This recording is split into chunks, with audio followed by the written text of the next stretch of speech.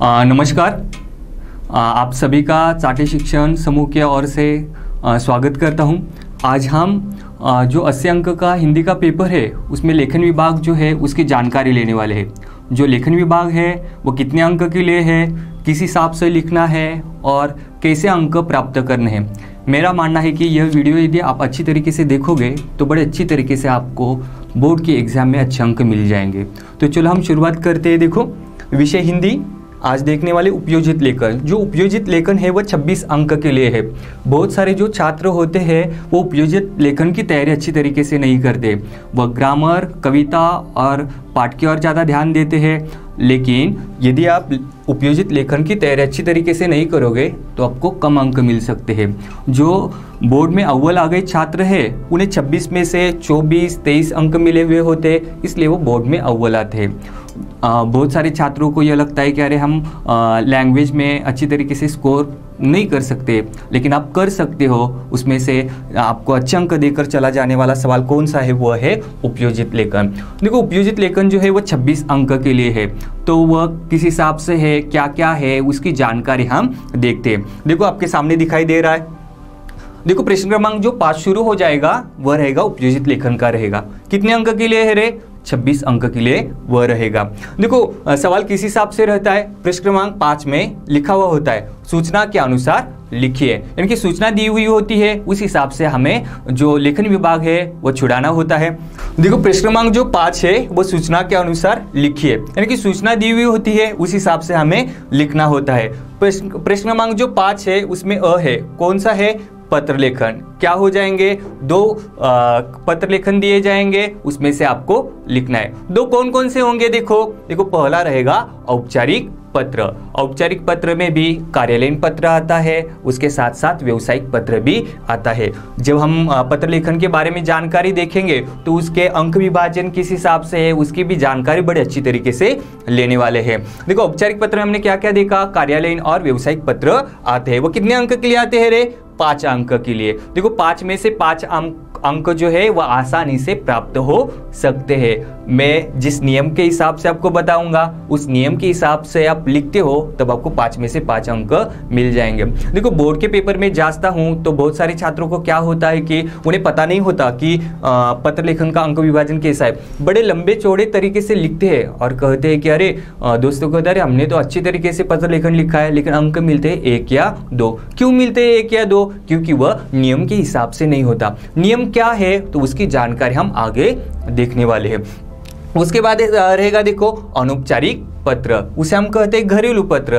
जो हमारे रिश्तेदार होते हैं, नाते संबंधी होते हैं, उसके साथ साथ देखो हमारे दोस्त होते हैं, उन्हें जो पत्र व्यवहार हम करते हैं वह आ जाएगा अनौपचारिक पत्र में। वह भी रहेगा 5 अंक के लिए। यानी कि देखो, प्रश्न क्रमांक 5 में जो सवाल रहेगा पत्र लेखन का, उसके लिए 2 आ जाएंगे पत्र लेखन, लेकिन उनमें से आपको एक चुनकर लिखना है। कौन सा चुनना है वह आपके ऊपर निर्भर है। बहुत सारे छात्र क्या करते हैं? देखो, औपचारिक पत्र की तैयारी करते हैं और अनौपचारिक पत्र की तैयारी नहीं करते। कुछ छात्र क्या करते हैं? अनौपचारिक की तैयारी करते हैं और औपचारिक की नहीं तैयारी करते। लेकिन बोर्ड में कुछ अलग हिसाब से सवाल आता है तो वो कंफ्यूज हो जाते हैं, वो अच्छी तरीके से लिख नहीं पाते और वहाँ पर उनके अंक चले जाते हैं। इसलिए क्या करना है? देखो, जब भी हम पत्र लेखन लिखेंगे तो दोनों की भी तैयारी करो और इसमें से दी बेस्ट आता है वो लिखो। और मेरा मानना है कि ये जो वीडियो आप देखोगे तो उसके बाद आपको 100% 5 में से 5 अंक मिल ही जाएंगे। उसके बाद देखो, 2 नंबर का सवाल आता है। कौन सा है? देखो, गद्य आकलन। गद्य आकलन यानी कि क्या रे?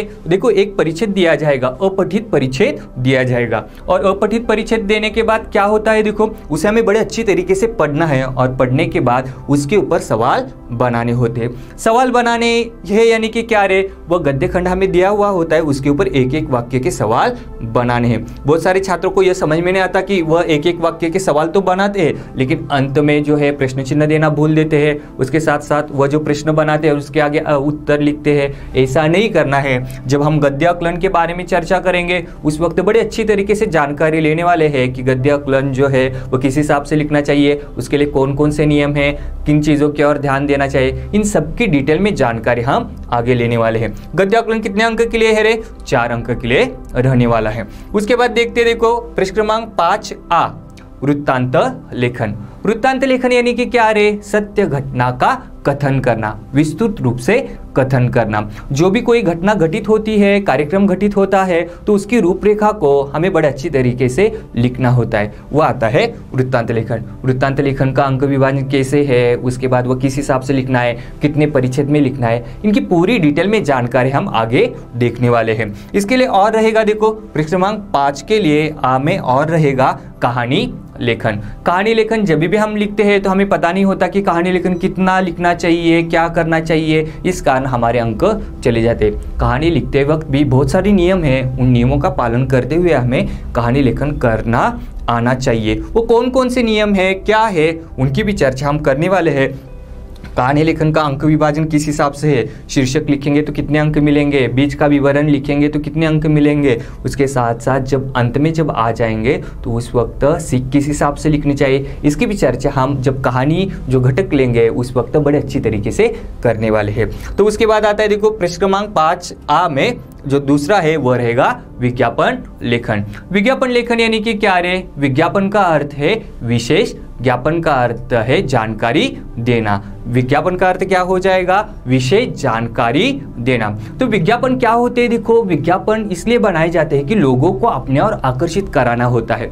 तो आकर्षित कराने के लिए हमें क्या करना होता है, हमारी भाषा शैली अच्छी होनी चाहिए। उसके साथ साथ जब भी हम विज्ञापन बनाएंगे तो लोगों को आकर्षित करने के लिए वो बनाना चाहिए और हमारे विज्ञापन का प्रभाव उस व्यक्ति के ऊपर दिखाई देना चाहिए। तो इसलिए विज्ञापन जब भी हम बनाएंगे तो उस वक्त वो टाइटल कैसे देना है, टाइटल यानी कि शीर्षक कैसे देना है, उसकी विशेषता क्या लिखनी है, उसके बाद संपर्क कैसे लिखना है, उसमें चित्रों का इस्तेमाल करना है या नहीं, पेन के द्वारा ही विज्ञापन बनाना है नहीं, इनकी पूरी डिटेल में जानकारी हम आगे विज्ञापन जब घटक आ जाएगा उस वक्त लेने वाले हैं। वह रहेगा कितने अंक के लिए, 5 अंक के लिए। और मैं बार बार कह रहा हूं कि यदि वीडियो आप अच्छी तरीके से देखोगे तो 100% आपको लेखन विभाग में 26 में से 24 या 25 अंक मिल ही जाएंगे। उसके बाद है, देखो पृष्ठ क्रमांक 5 में ये जो आता है वह रहता है निबंध लेखन। निबंध लेखन देखो 5 विषय है, यानी कि 5 घटक दिए जाएंगे और उन 5 घटक में से आपको परीक्षा के लिए सिर्फ 3 आ जाएंगे। यानी कि निबंध के जो 5 प्रकार है उनमें से 3 प्रकार पूछे जाएंगे और उन तीनों में से आप में एक लिखना है। तो निबंध लिखते वक्त किस हिसाब से लिखना चाहिए, कविता की पंक्तियां कहाँ पर डालनी चाहिए, प्रस्तावना कैसी करनी चाहिए, मध्य, उसके बाद समापन किस हिसाब से करना चाहिए, इसकी जानकारी हम आगे देखने वाले हैं। तो मेरा मानना है कि उपयोजित लेखन का जो अंक विभाजन है वो आपको समझ में आ गया। पत्र लेखन जो है वो 5 अंक के लिए है। उसके बाद गद्य आकलन के ऊपर जो सवाल बनाने हैं वो 4 अंक के लिए है। उसके बाद है, देखो वृत्तांत आ नंबर का पृष्ठ क्रमांक 5A वृत्तांत लेखन जो है वो 5 अंक के लिए है। वृत्तांत नहीं आता तो कहानी लेखन लिखो। कहानी लेखन के लिए अंक कितने हैं, 5 अंक कहानी लेखन के लिए है। उसके बाद देखो विज्ञापन जब भी हम बनाएंगे तो विज्ञापन के लिए 5 अंक है। यह ध्यान में रखो, विज्ञापन किसी के लिए और नहीं है, यानी कि विज्ञापन लिखना आवश्यक ही है। उसके बाद जो पृष्ठ क्रमांक 5E में क्या है, निबंध दिया जाएगा। निबंध बड़े अच्छी तरीके से हमें लिखना है। यदि हम नियम के हिसाब से देखेंगे तो उपयोजित लेखन में जो 26 अंक है, 26 में से 26 अंक मिल जाते हैं। इसके लिए आपको समय के भी बारे में सोचना होगा। क्यों समय के बारे में सोचना होगा, क्योंकि हम लेखन विभाग के और आते हैं तो उस वक्त हमारे हाथ में आधा घंटा या 40 या 25 मिनट होते हैं। तो उस वक्त हम कैसे नियोजन करें, तो मैं आपको वो नियोजन बता देता हूँ। उस नियम के हिसाब से आप जाओगे तो बड़े अच्छी तरीके से अंक प्राप्त हो जाएंगे। देखो जब भी आप लिखोगे तो मेरा मानना है कि पत्र लेखन जो है वो 15 मिनट के अंदर खत्म कर दो। पत्र लेखन जो है 15 मिनट के अंदर खत्म कर लो। उसके बाद जो गद्य आकलन है उसके लिए 10 मिनट दे दो। कितने हो गए, देखो 15 और 10 25 हो गए। उसके बाद देखो वृत्तांत के लिए एक 10 मिनट दे दो।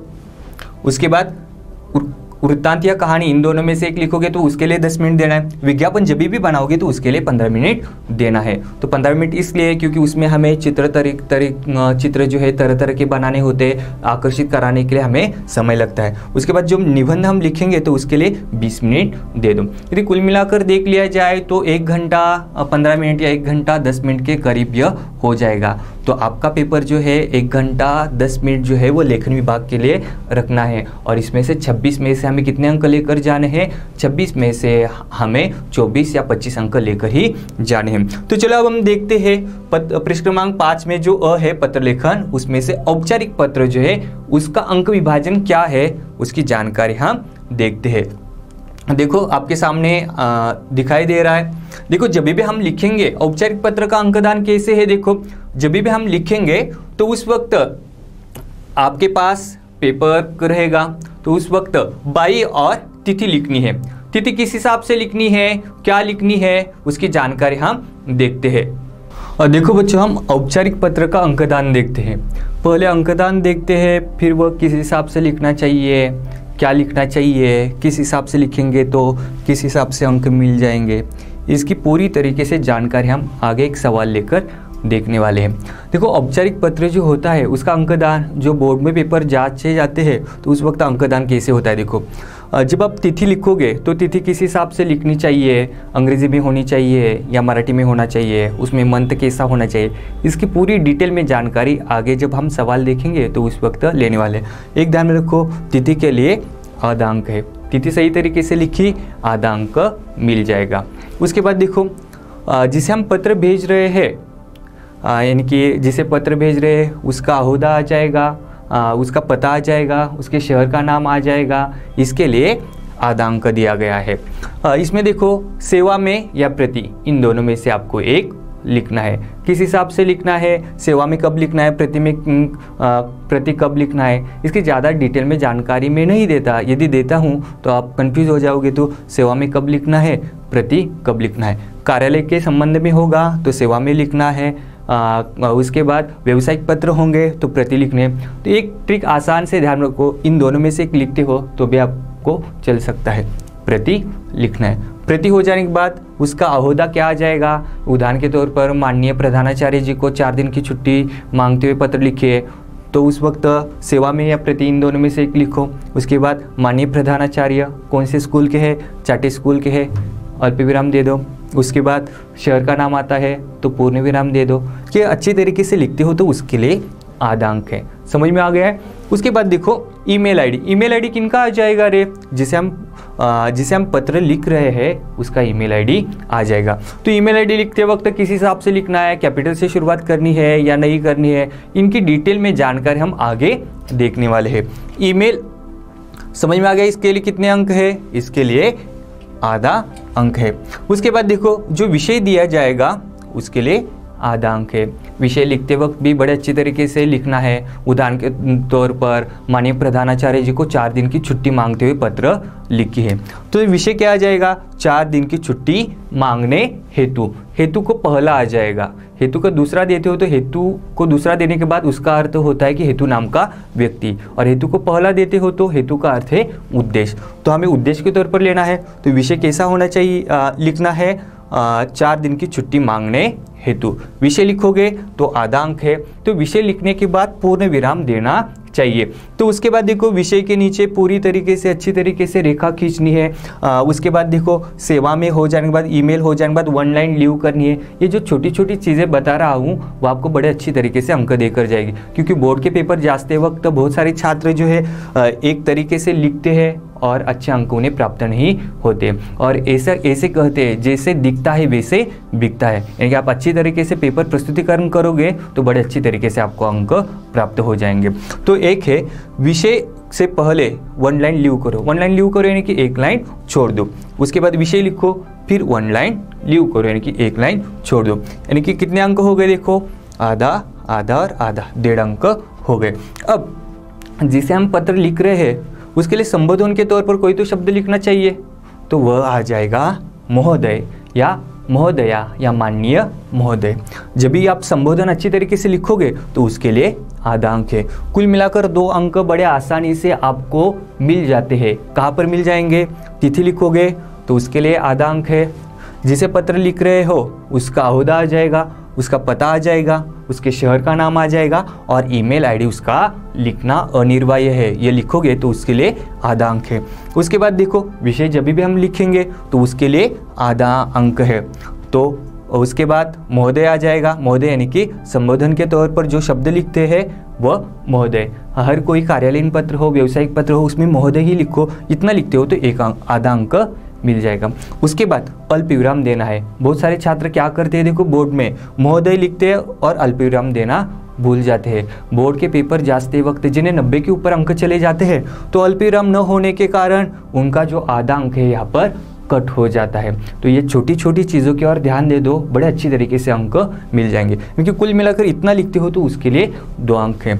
वो हो जाने के बाद देखो बीच में जो विषय विव्यंजन है वो अच्छी तरीके से लिखोगे तो 2 अंक प्राप्त हो जाएंगे। मैंने विषय क्या लिया था, देखो 4 दिन की छुट्टी मांगते हुए प्रधानाचार्य जी को पत्र लिखे, यानी कि उदाहरण के तौर पर राम वर्मा जो है वह 10वीं कक्षा का छात्र है और उसे 4 दिन की छुट्टी चाहिए, तो वह यहाँ पर लिखेगा, माननीय महोदय, मैं आपकी पाठशाला का 10वीं कक्षा का छात्र हूँ। हमारे घर में घरेलू कार्यक्रम होने के कारण जो तिथि यहाँ पर लिखी है उस हिसाब से नीचे सोच विचार करके 4 दिन की छुट्टी चाहिए, यानी कि यहाँ पर लिखा है 5, तो जिस दिन हम पत्र लिखते हैं उस दिन हम छुट्टी नहीं लेते, अगले दिन लेते हैं, यानी कि यहाँ पर लिखा है 5, तो आगे आ जाएगा 6, 7, 8, 9, यानी कि 6 तारीख से लेकर 9 मार्च या जो कोई मंथ लिखा है उस हिसाब से इस दिन तक मैं 4 दिन पाठशाला में नहीं आ पाऊँगा। ये पहला परिच्छेद हो गया। दूसरे परिच्छेद में मुझे आशा है कि आप मुझे 4 दिन की छुट्टी प्रदान करेंगे, जो पाठशाला में सिखाया जाएगा उसकी पढ़ाई में अच्छी तरीके से करूँगा, कष्ट के लिए क्षमा प्रार्थी। जब भी आप कोई कार्यालयीन पत्र हो, व्यावसायिक पत्र हो, बीच में जो जानकारी लिखते हो वह बड़ी ही महत्वपूर्ण होनी चाहिए, नहीं तो विषय छोड़कर आप लिखोगे माननीय प्रधानाचार्य जी आप कैसे हो, आपके घर वाले कैसे हैं, उन्हें मेरा प्रणाम लिखो, ऐसे लिखना नहीं है। वो घरेलू पत्र में होता है, लेकिन कार्यालयीन जब पत्र लिखोगे तो कार्यालयीन भाषा का ही इस्तेमाल करना चाहिए। तो इसमें जब भी आप लिखोगे तो शुरुआत, मध्य और अंत, इस हिसाब से इसका विभाजन होता है। इसमें 2 परिच्छेद करने यानी कि ये जो तरीका आ गया है अमेरिकन तरीका आ गया है, इसलिए परिच्छेद करते वक्त बाईं ओर से ही लिखना है। यदि मेरा यहाँ पर खत्म हो गया तो यह जगह छोड़ दी, इसका अर्थ है मैंने परिच्छेद किया है यहाँ से, तो इस हिसाब से परिच्छेद करना है। कुछ छात्र परिच्छेद के तौर पर सोचते हैं तो क्या करते हैं, यहाँ पर 2-3 उंगलियां पकड़ लेते और आगे से लिखते हैं, लेकिन यह अमेरिकन तरीका आने के कारण पत्र लिखने का तरीका बदल गया है, पूरी तरीके से बाईं ओर से लिखा जाता है। क्योंकि बीच में जो भी आप जानकारी लिखोगे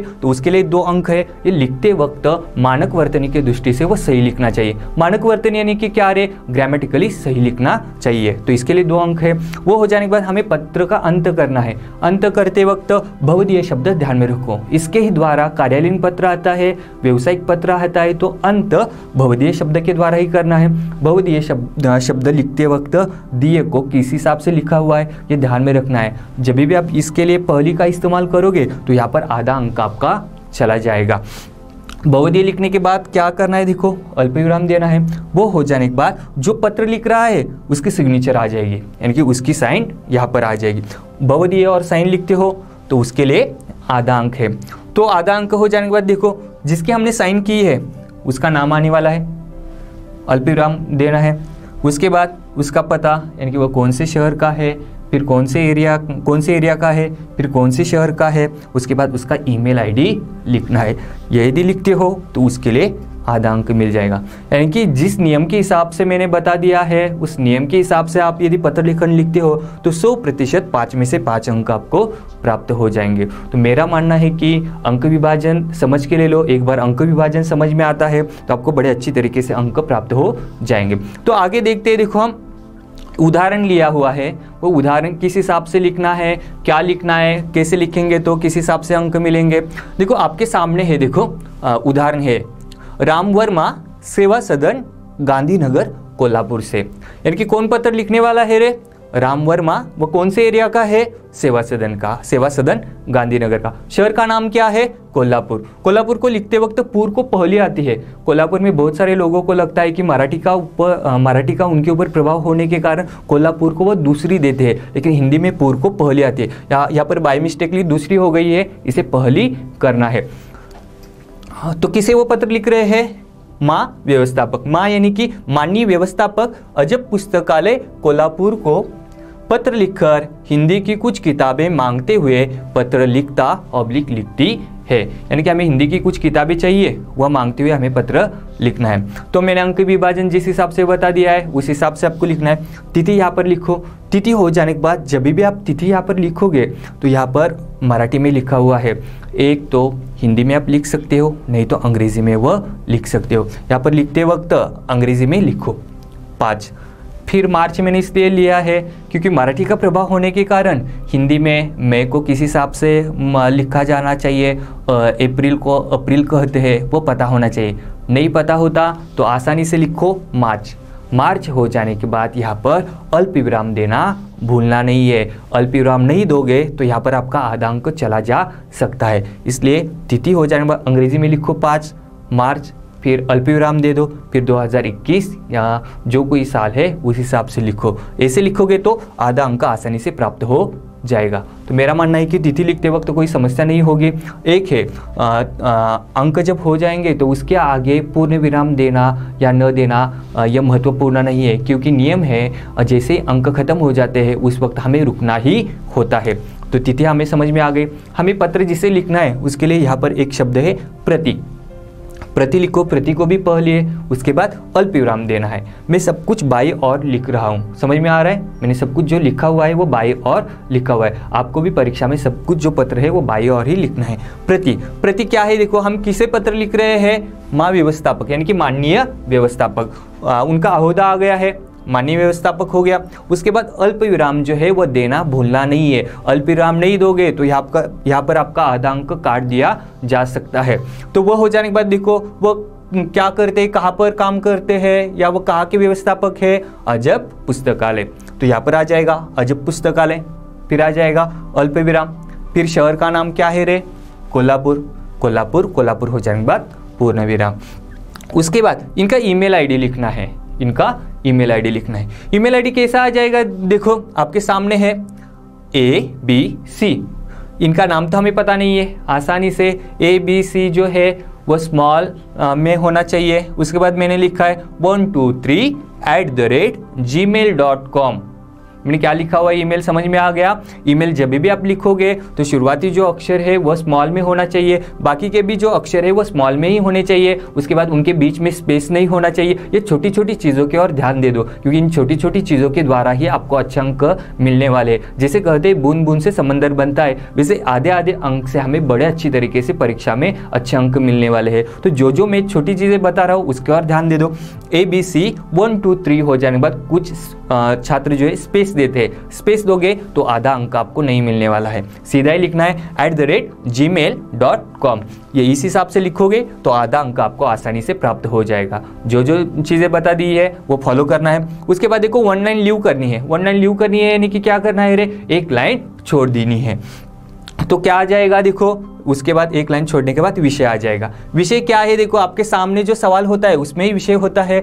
माननीय व्यवस्थापक अजब पुस्तकालय कोल्हापुर को पत्र लिखकर हिंदी की कुछ किताबें मांगते हुए, जैसा का वैसा हिंदी की कुछ किताबें मांगते हुए उठाओ और यहाँ पर लिखो, वह भी चल सकता है। नहीं तो दूसरे तरीके से किताबें मांगने हेतु, हेतु को पहली है, हेतु को यदि दूसरी दोगे तो उसका अर्थ हो जाएगा एक व्यक्ति का नाम, यानी कि किताबें मांगने व्यक्ति, ऐसे नहीं लिखना है। यह हेतु यानी कि इसका अर्थ है उद्देश्य। तो हमें क्या करना है? किसी उद्देश्य से हम पत्र लिख रहे हैं, किताबें मांगने के उद्देश्य में। वो जब हम विषय लिखेंगे तो उसके नीचे पेंसिल से रेखा खींचो।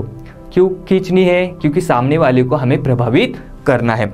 तो विषय हो जाने के बाद फिर 1 लाइन लीव करनी है। कहाँ कहाँ पर 1 लाइन लीव करनी है समझ में आ गया आपको? ईमेल आईडी हो जाने के बाद 1 लाइन लीव करनी है, विषय हो जाने के बाद 1 लाइन लीव करनी है। बहुत सारे छात्र ये पूछते हैं सर कोल्हापुर हो जाने के बाद 1 लाइन लीव करके ईमेल आईडी लिखना है क्या? नहीं। किसका ईमेल आईडी है? माननीय व्यवस्थापक का है, तो उसके नीचे वो आने वाला है।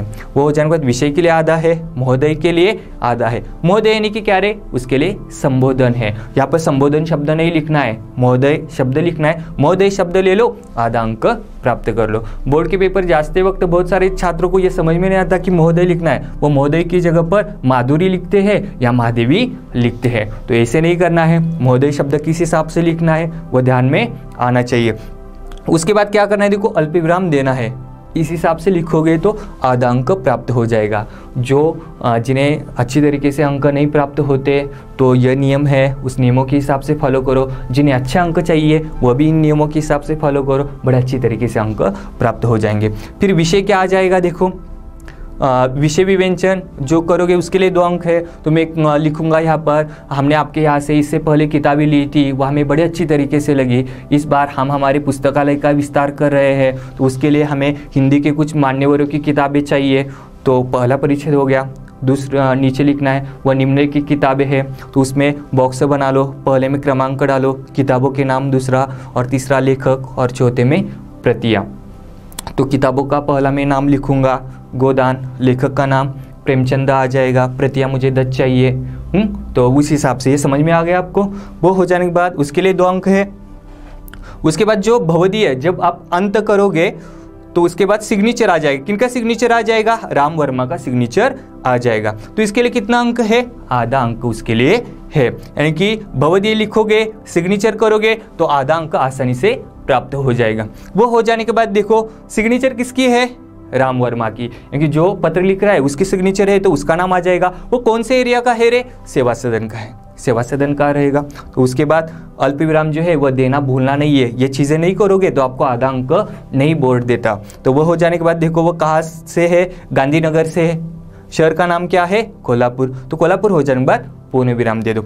ये और उसके बाद ईमेल आईडी। ईमेल आईडी किसका होना चाहिए? राम वर्मा का ईमेल आईडी होना चाहिए। यदि देखो यहाँ पर मैंने लिखा है abc123@gmail.com और वही हम यहाँ पर लिखेंगे तो आपका पूरा का पूरा ईमेल आईडी गलत हो जाएगा। क्यों हो जाएगा? क्योंकि हमने ईमेल आईडी लिखते वक्त यहाँ पर भी वही लिखा है, यहाँ पर भी सेम ही लिखा हुआ है। तो उस वक्त यहाँ पर ABC लिखो, यहाँ पर XYZ लिखो। उस हिसाब से करोगे तो आपका ईमेल आईडी के लिए जो अंक है वो आसानी से प्राप्त हो जाएगा। यानी कि कुल मिलाकर 5 में से 5 अंक हमें आसानी से मिल सकते हैं। आपको समझ में आ गया किस हिसाब से अंकदान है, इस हिसाब से आपको बोर्ड में वो लिखना है। तो उदाहरण हम देखते हैं। देखो बच्चों, हम औपचारिक पत्र का एक उदाहरण देखते हैं। तो किस हिसाब से वह आता है, किस हिसाब से वह प्रस्तुतिकरण करना चाहिए। बहुत सारे छात्रों को यह पता नहीं होता कि जो पत्र लेखन है, औपचारिक लेखन, वो कितना लिखा हुआ होना चाहिए। तो एक है नियम के हिसाब से आप यदि लिखते हो, एक पन्ने में भी लिखते हो तो 5 में से 5 अंक आपको आसानी से मिल जाएंगे। आप नियम के हिसाब से नहीं लिखोगे, 2 पन्ने 2.5 पन्ने लिखोगे, तभी भी आपको अच्छी तरीके से अंक प्राप्त नहीं होंगे। तो यह 1 पन्ने में लिखा हुआ पत्र है, यह यदि आप बढ़ाकर और आधा पन्ना बढ़ा सकते हो, लेकिन उससे भी बड़ा नहीं लिखना है, क्योंकि औपचारिक पत्र है। औपचारिक पत्र में सीमित मात्रा में ही हमें हमारे सोच विचार रखने होते हैं। तो एक है, देखो क्या सवाल है ये शिकायत पत्र है।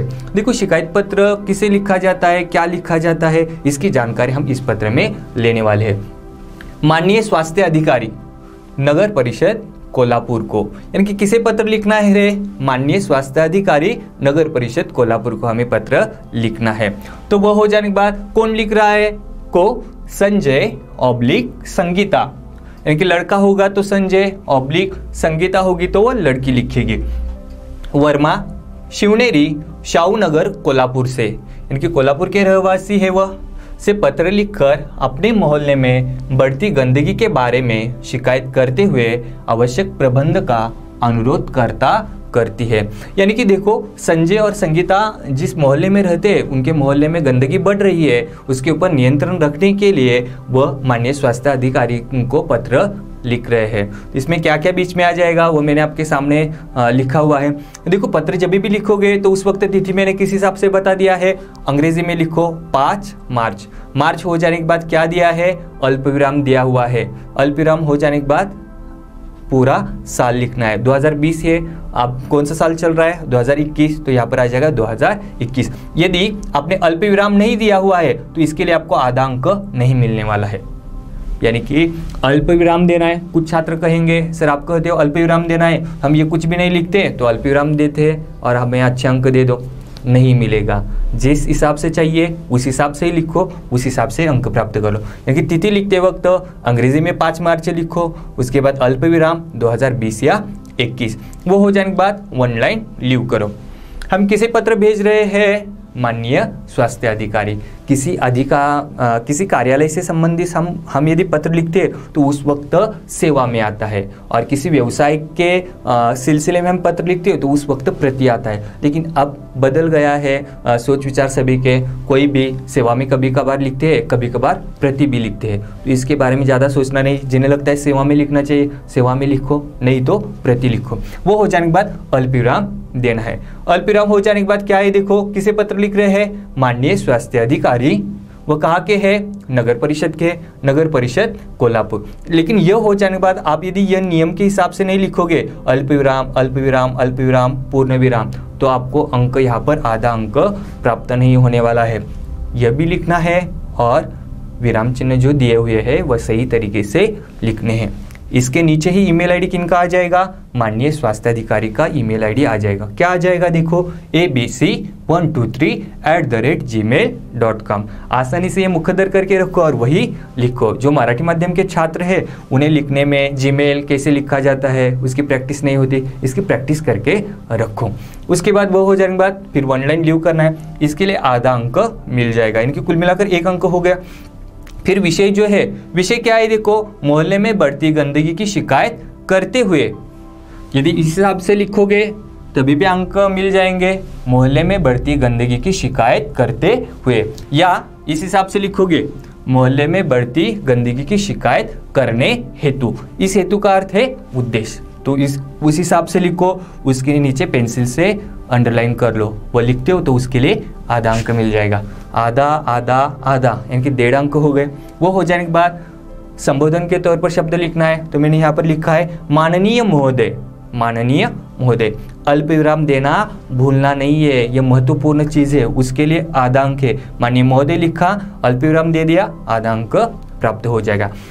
देखो यह अमेरिकन तरीका होने के कारण मैंने यहाँ पर परिच्छेद किया है क्या रे, नहीं किया हुआ है। जैसे ही महोदय हो जाने के बाद नीचे लाइन शुरू हो जाती है, तुरंत ही वहाँ से शुरुआत करनी है। देखो क्या लिखा है, मैं शाहूनगर में रहने वाला एक नागरिक हूँ।